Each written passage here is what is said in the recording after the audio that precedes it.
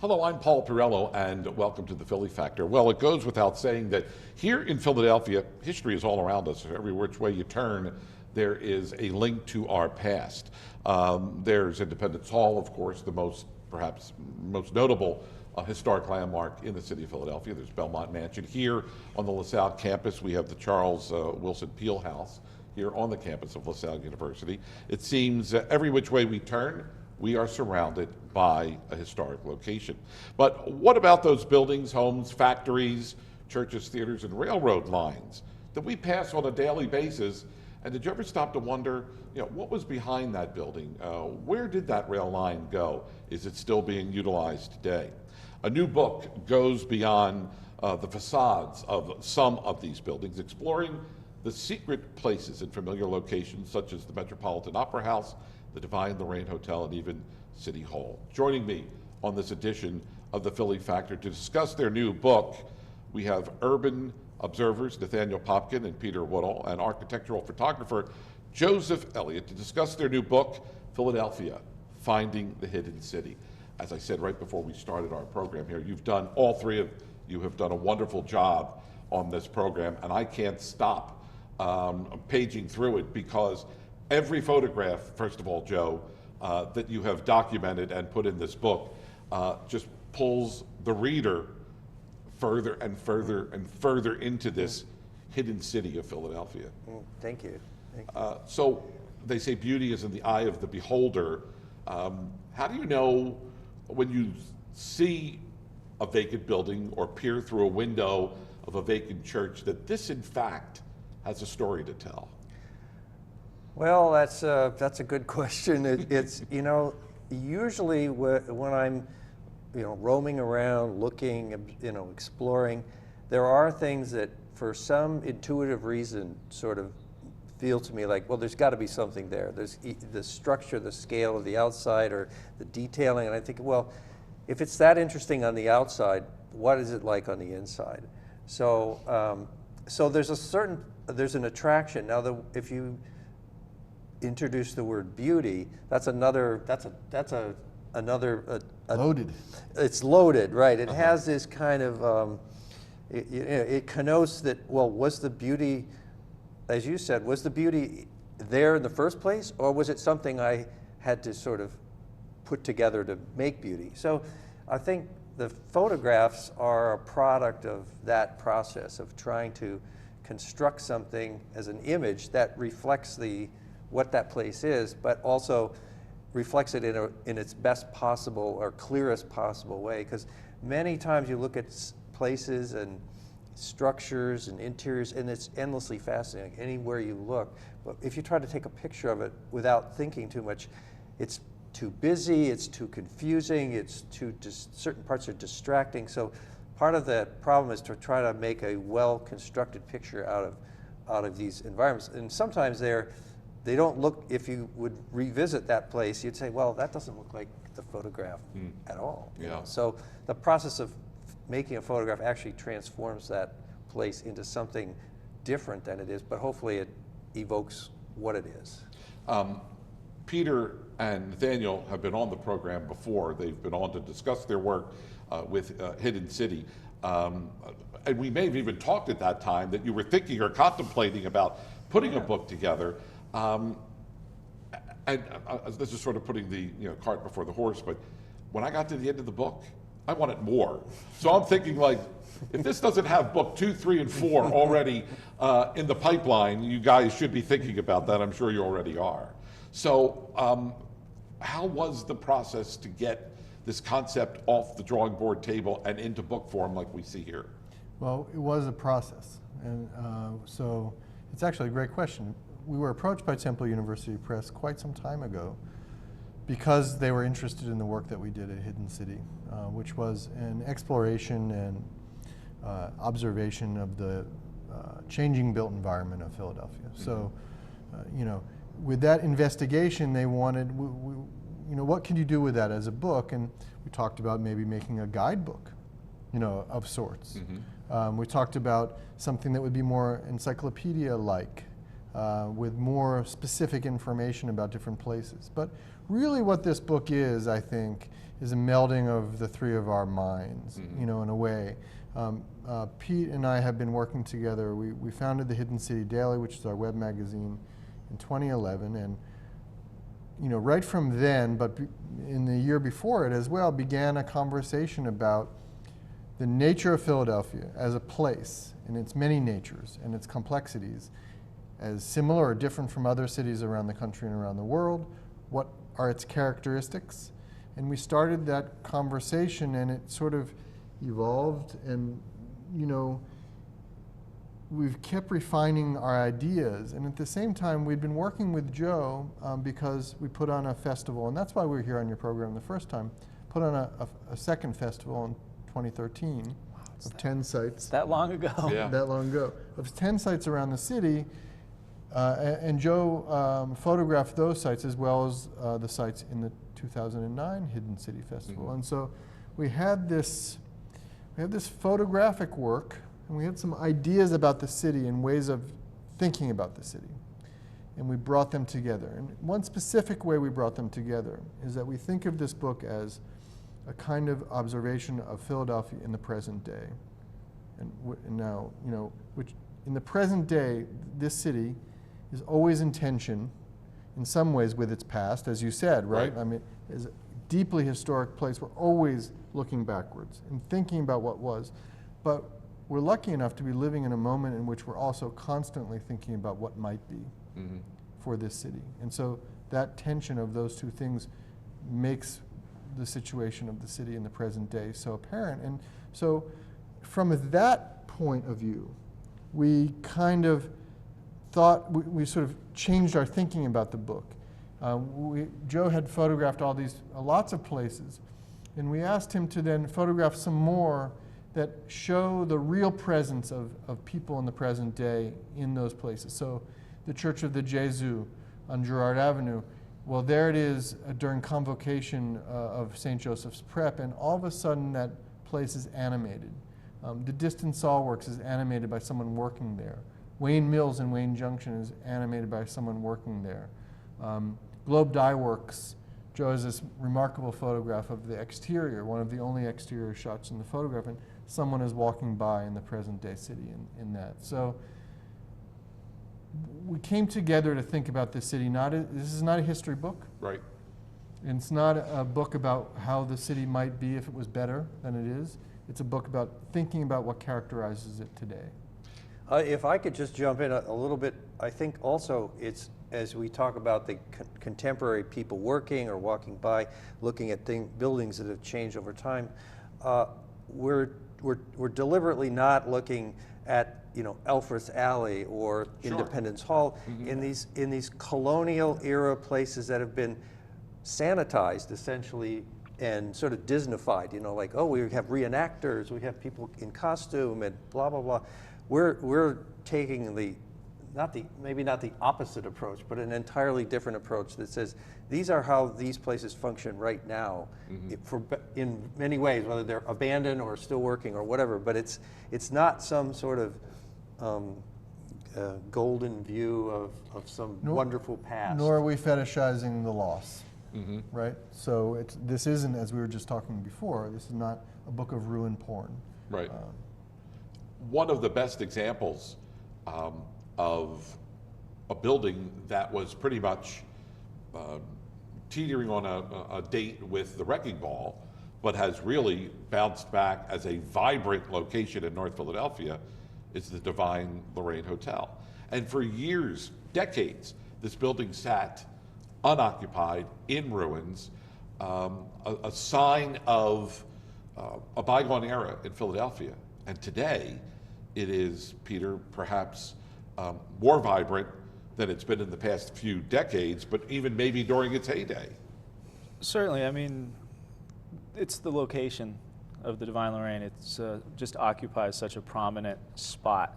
It's almost like on a hill overlooking Center City. And then, of course, there's the great sign on the roof. Yep. Red letters, Divine Lorraine. Joe photographed it when it was still part of the peace mission, Father Divine's peace mission. They operated a hotel there. also a cafeteria. And when they had it, they actually took great care of it. It wasn't always vibrant in the sense of, you know, outward looking. Your average Philadelphian might not have any reason to go there, whereas now it's, you know, kind of upscale apartments. Sure, it's the place to be. And there's going to be, you know, restaurants, you know, where they once had the cafeteria. And then, of course, it went through that period where it was vacant. And I think one of the reasons we were interested in putting the people back in these photos and not just having them be abandoned places or places in ruins is to show that buildings have periods of vacancy in their life cycle. And you know, the time when it is sort of vacant and abandoned, that's not the end of the road for many buildings. But if you photograph them in that way, just showing that, you give that impression. Right. So the Divine Lorraine had a 20-year, roughly a 15-year vacant period. It may have another vacant period 50 or 75 years from now. And hopefully will continue on after that. So once you've been looking at the way buildings change over a long enough period, you realize they go up, they go down, they come back up again. Yeah. And it's complex, because what saved that building in the first place? It was a Gilded Age hotel, the Lorraine. And, you know, it built or designed by one of the Gilded Age architects of Philadelphia, Willis Hale. He put up a lot of Victorian houses in North Philadelphia and other, you know, one of the most remarkable Victorian buildings in Center City, the Keystone National Bank, which is right now being renovated. So it's a great year for Hale. But that Gilded Age ended, and slowly that hotel went into disrepair, and it was Father Divine who purchased it. And the creed of his religion, if that's what we were to call it, is that what life that we're living right now is paradise.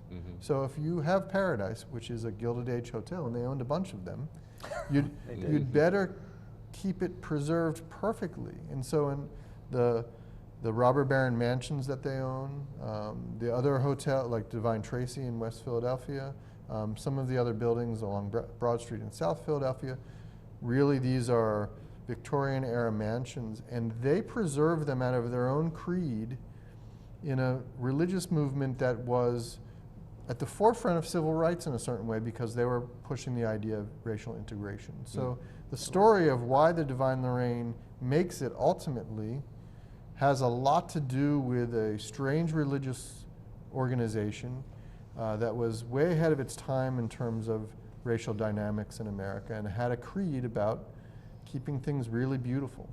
Right, there's a lot of factors involved when you see a building go through that vacant period and come out of it again, and even make it to that vacant period. So, right, it's a complicated thing, and sometimes the factors involved are just sort of unlikely, shall we say.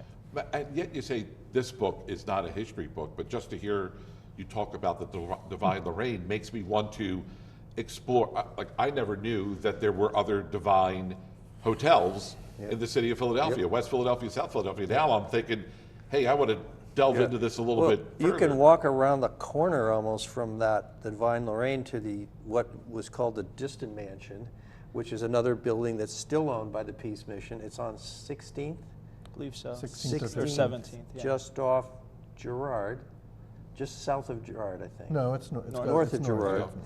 And it's the same thing. You walk by the outside, and it's a fairly nondescript, good condition. But you walk inside, and it's glorious. It's the library, the woodwork is just fantastic. You've never seen woodwork. I mean, well, it's in the book. It's in the book. But yeah. And that's been kept going. Now both Father and Mother Divine have passed away, even though they exist in spirit within the realm of that religion. But so those fewer and fewer dwindling set of people who keep all that stuff up, including the Woodmont Mansion in Conshohocken, right? An incredible, estate. Gladwin. So in Gladwin. Yep.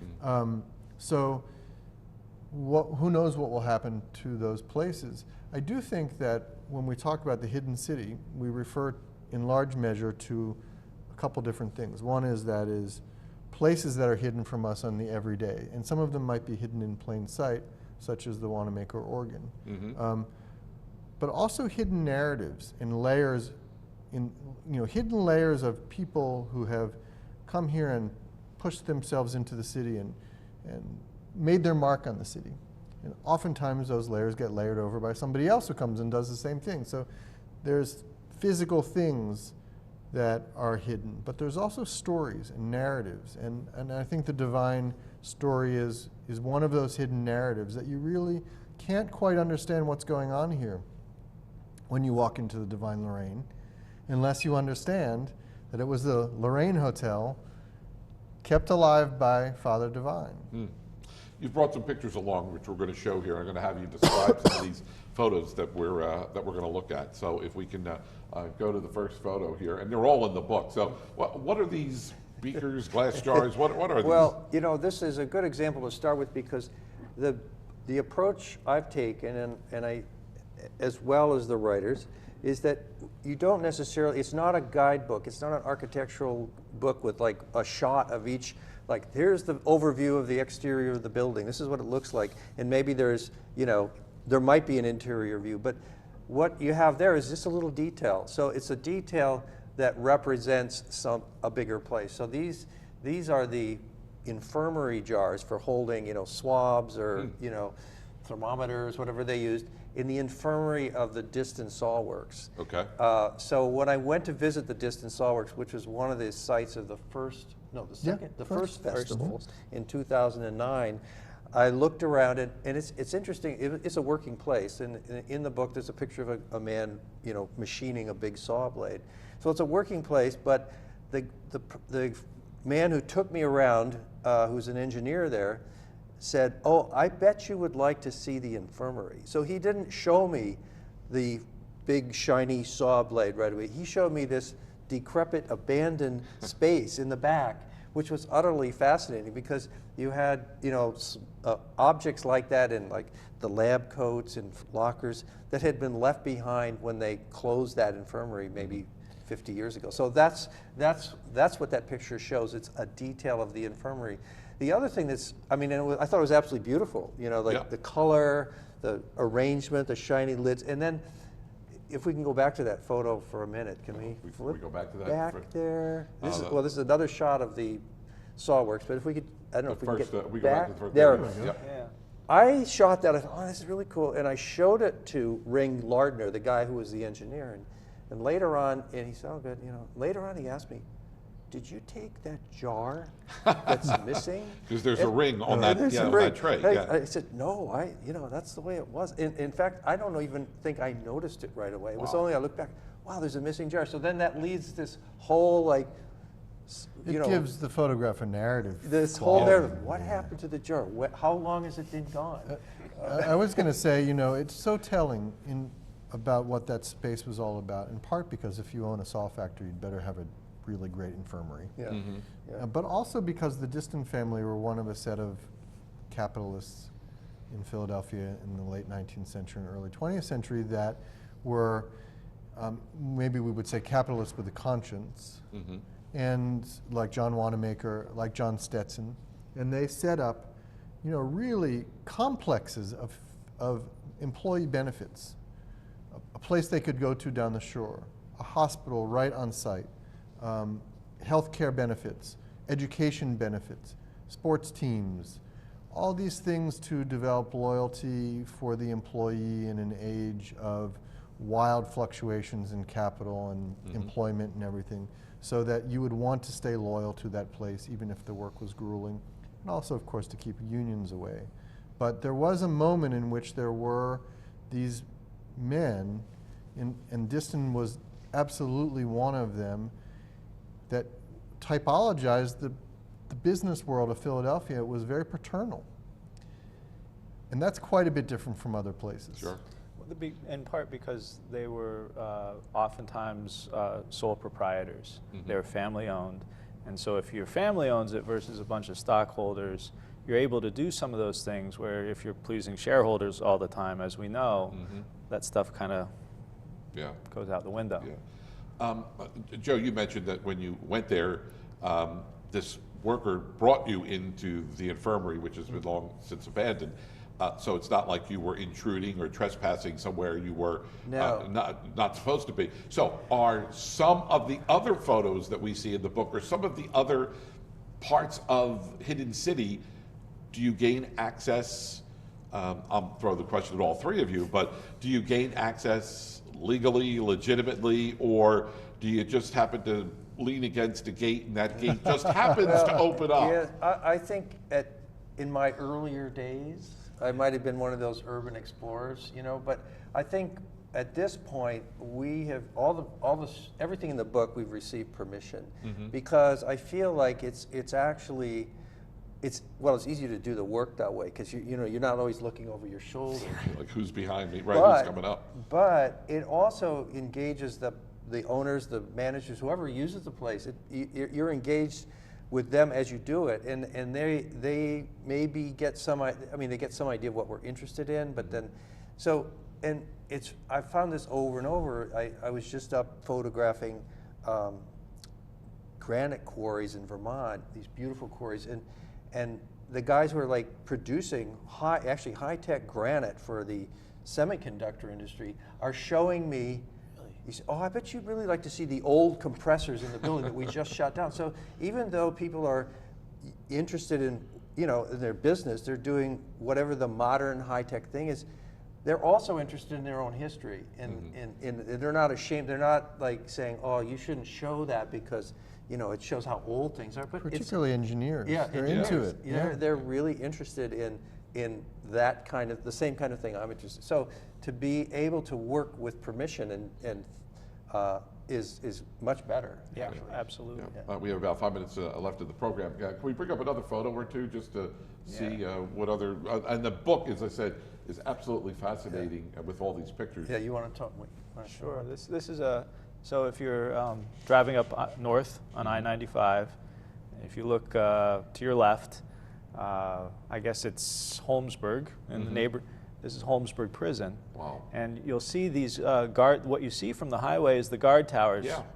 And they have these kind of strangely ornate glassed-in enclosures. And this picture was taken inside one of those guard towers. And Holmesburg is still used a little bit, believe it or not, although most of it is in ruins. Yeah.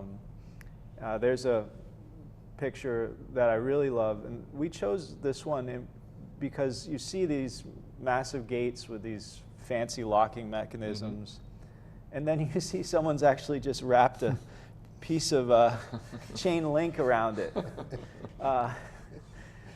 and isn't that the difference between how they did things in the 19th century and today, for sure. To some extent. So. The book is available. It's just recently released. As I said, I found myself at the end wanting more and more and more. And there are a lot of, I guess, urban explorers that are out there.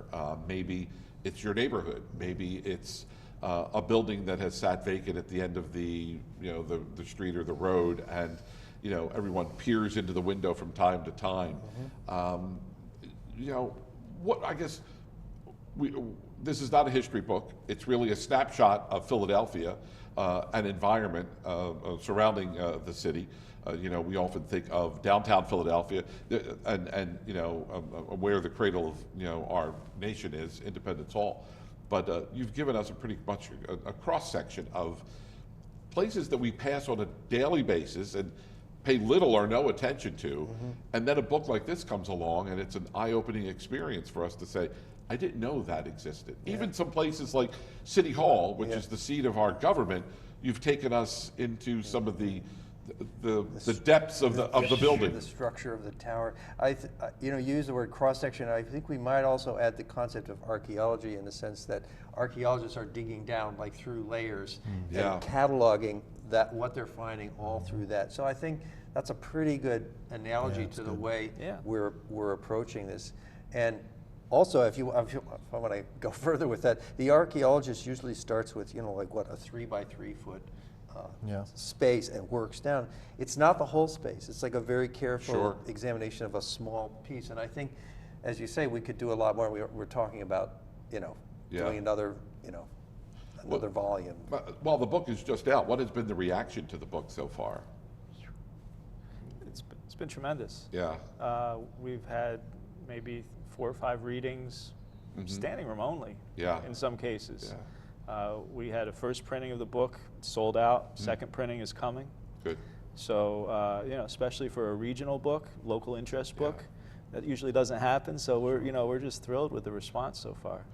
Is it pretty much right across all demographics, or do you find that maybe younger people that are moving into the city, or they're not familiar with their environment, that they're jumping on board, or there's some of the people that have lived in these communities and didn't realize that what this building was at the end of the block? I think you got both of them. Yeah. I mean, for those new people who have a real sensitivity to explore and discover this new place that they've come into, they've often relied on our web magazine, the Hidden City Daily, for that, to understand the city better. This is set up for them to sort of help them learn to see the city that is new to them. But at the same time, and our hope is that it reframes the view for everybody and helps everyone see the city a little bit differently than they're used to seeing it and thinking about it. I want to thank Joe, Nate, and Pete for being with us on this program. And I'm going to circle my calendar now to set you up for the next book when it's coming out. I'm going to book you now for that. So again, thank you for this wonderful book. Thank you, and all the success, best wishes in the future. And I look forward to speaking with you all again real soon. Okay. Thank you. Thank you for Paul. having us. For the Philly Factor, my name's Paul Perrello. Thanks so much for joining us here on the program.